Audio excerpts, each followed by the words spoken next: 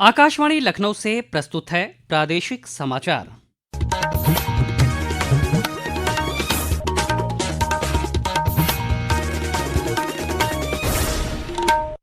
मुख्य समाचार।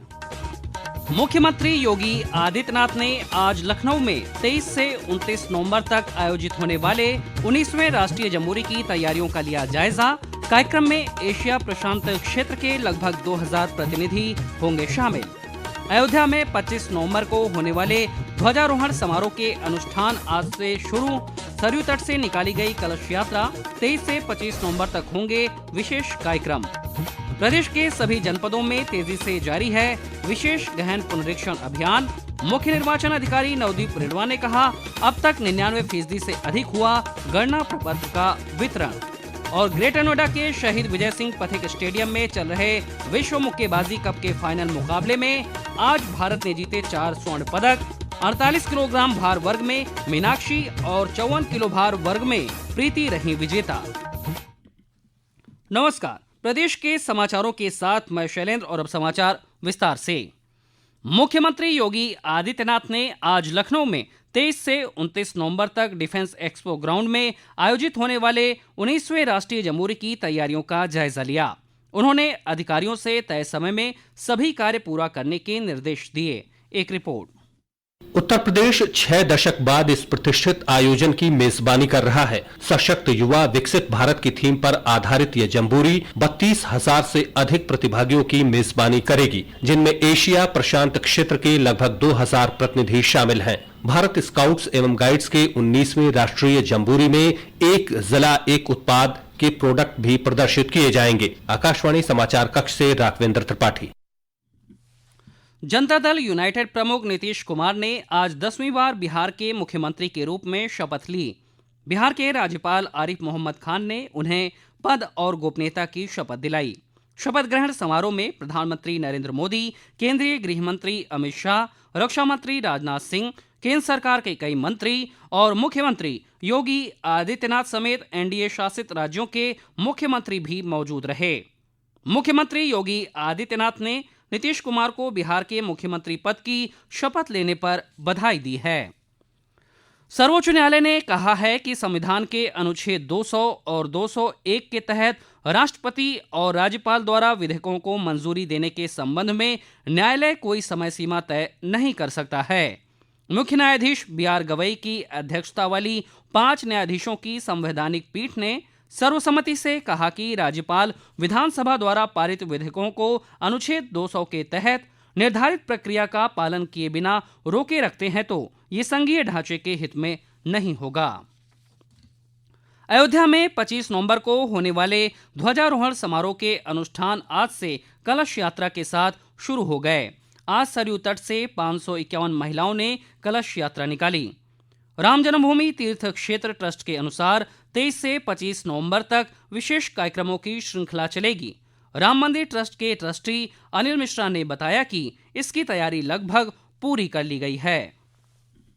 शिखर पर ध्वजारोहण की तैयारी चल रही है। सभी अतिथियों को निमंत्रण भेजा जा चुका है। उस दिन भारत के प्रधानमंत्री माननीय नरेंद्र भाई मोदी राम जन्मभूमि परिसर में उपस्थित रहेंगे। राष्ट्रीय स्वयंसेवक संघ के सरसंघ चालक माननीय मोहन भागवत, उत्तर प्रदेश के मुख्यमंत्री पूजनीय योगी आदित्यनाथ और उत्तर प्रदेश के राज्यपाल महोदय रहने वाले माननीय प्रधानमंत्री के कर कमलों से ध्वजारोहण उस दिन राम मंदिर के शिखर पर होने वाला है।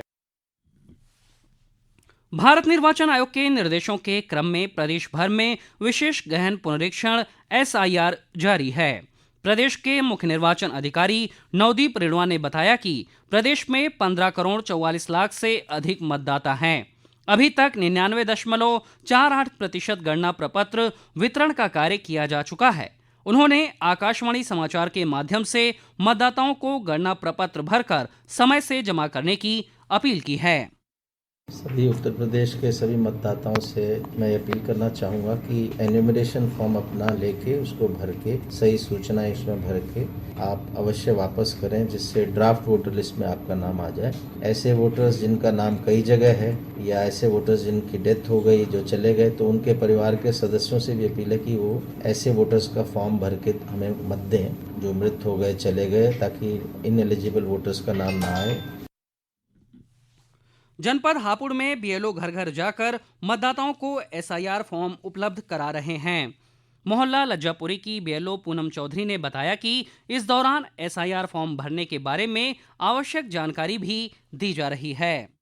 हम 2003 जो एसआईआर चल रही है उस पे कार्य कर रहे हैं। इसमें 2003 की वोटर लिस्ट से परिवार के सदस्यों की सूची बनाई जा रही है, साथ ही उनके प्रोजेनी जो संबंधी हैं, जैसे बच्चे हैं तो उनकी डिटेल्स भी भरी जा रही है और थर्ड कैटेगरी पे भी काम किया जा रहा है।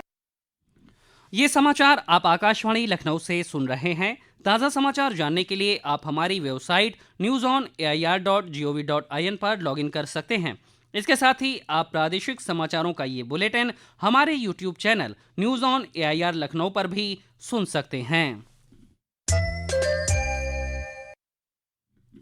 सरदार वल्लभ भाई पटेल की 150वीं जयंती के उपलक्ष्य में प्रदेश के कई जनपदों में एकता यात्रा का आयोजन किया जा रहा है। इसी क्रम में आज वाराणसी में एकता यात्रा में प्रदेश के राज्य मंत्री रविंद्र जायसवाल भी शामिल हुए।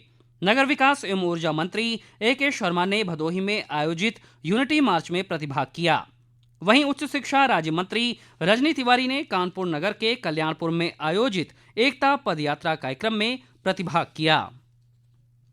वाराणसी के छावनी क्षेत्र स्थित रणबांकुरा स्टेडियम में अग्निवीर भर्ती रैली के तहत आज वाराणसी जिले की भर्ती प्रक्रिया संपन्न हुई। सैन्य अधिकारियों के अनुसार इस दौरान कुल 1152 अभ्यर्थियों को बुलाया गया, जिनमें से 930 अभ्यर्थी उपस्थित हुए। निर्धारित दौड़ और शारीरिक परीक्षण में कुल 676 ने सफल होकर अगले चरण में प्रवेश किया। विश्व बाल दिवस पर यूनिसेफ के आह्वान पर लखनऊ की प्रमुख इमारतों को नीली रोशनी से जगमगाया गया है। शहीद स्मारक, विधानसभा, डीआरएम ऑफिस, नगर निगम ऑफिस पर कल से व्यवस्था की गई है। विश्व बाल दिवस के उपलक्ष्य में दुनिया भर की तरह भारत में भी कई प्रमुख इमारतें नीली रोशनी से जगमगाती हैं, ताकि बच्चों और उनके अधिकारों के प्रति एकजुटता दिखाई जा सके। भारत की कला, संस्कृति और विरासत को आगे ले जाते हुए देश का 56वां अंतर्राष्ट्रीय फिल्म महोत्सव एक बार फिर गोवा में अपनी छटा बिखेरने लगा है। सूचना और प्रसारण राज्य मंत्री डॉक्टर एल मुरुगन ने आज पणजी में इस वर्ष के इफ्फी की औपचारिक शुरुआत करते हुए वेब्स फिल्म बाजार का उद्घाटन किया। एक रिपोर्ट।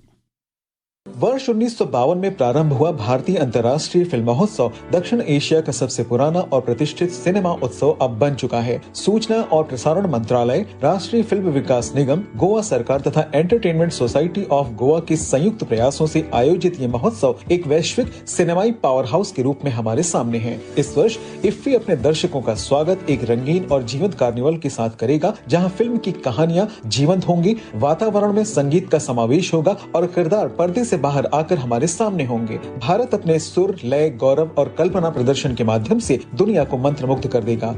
8 दिन के फिल्म समारोह में 84 देशों की 270 से अधिक फिल्मों का प्रदर्शन होगा। आदर्श के साथ निखिल कुमार, आकाशवाणी समाचार, पणजी, गोवा। 6 से 9 दिसंबर तक होने वाले India international science festival IISF 2025 के संबंध में आज लखनऊ में कर्टन रेजर कार्यक्रम का आयोजन किया गया। केंद्रीय औषधीय एवं सगंध पौधा संस्थान के निदेशक डॉक्टर प्रबोध कुमार त्रिवेदी ने बताया कि प्रधानमंत्री नरेंद्र मोदी ने देश को विकसित बनाने के लिए 2047 तक का लक्ष्य निर्धारित किया है। हमें विकसित भारत बनाना है, जो कि हमारे माननीय प्रधानमंत्री जी का एक नारा है, 2050 तक बनाना है। उसके लिए हमें समृद्धि की तरफ जो बढ़ना होगा। विकसित का मतलब है हमें समृद्धि होनी चाहिए, वो विज्ञान से ही आएगी। तो विज्ञान से समृद्धि एक जो नारा है उस तरीके से IISF किया जाए। ग्रेटर नोएडा के शहीद विजय सिंह पथिक स्टेडियम में चल रहे विश्व मुक्केबाजी के फाइनल मुकाबले में आज भारत को 4 स्वर्ण पदक हासिल हुए हैं। भारत की मीनाक्षी ने 48 किलोग्राम भार वर्ग में उज्बेकिस्तान की खिलाड़ी को हराकर स्वर्ण पदक जीता। प्रीति ने 54 किलो भार वर्ग में इटली की खिलाड़ी को हराकर स्वर्ण पदक जीता। प्रीति ने इस जीत पर खुशी जताई है। मुझे बहुत अच्छा लग रहा है, फिर से कमबैक किया मैंने और भी ज्यादा स्ट्रॉन्ग होके आई हूँ मैं, और आगे अपना बेस्ट दूंगी। अपने एशियन गेम्स अभी जो 2026 में एशियन गेम्स आ रहे हैं उसके लिए प्रिपेयर करूंगी, और नेक्स्ट मेरा टारगेट है LA 2028। अंत में मुख्य समाचार एक बार फिर। मुख्यमंत्री योगी आदित्यनाथ ने आज लखनऊ में 23 से 29 नवंबर तक आयोजित होने वाले 19वें राष्ट्रीय जमहूरी की तैयारियों का लिया जायजा। कार्यक्रम में एशिया प्रशांत क्षेत्र के लगभग 2000 प्रतिनिधि होंगे शामिल। अयोध्या में 25 नवंबर को होने वाले ध्वजारोहण समारोह के अनुष्ठान आज से शुरू। सरयू तट से निकाली गई कलश यात्रा 23 से 25 नवंबर तक होंगे विशेष कार्यक्रम। प्रदेश के सभी जनपदों में तेजी से जारी है विशेष गहन पुनरीक्षण अभियान। मुख्य निर्वाचन अधिकारी नवदीप रिडवा ने कहा, अब तक 99% से अधिक हुआ गणना प्रपत्र का वितरण। और ग्रेटर नोएडा के शहीद विजय सिंह पथिक स्टेडियम में चल रहे विश्व मुक्केबाजी कप के फाइनल मुकाबले में आज भारत ने जीते 4 स्वर्ण पदक।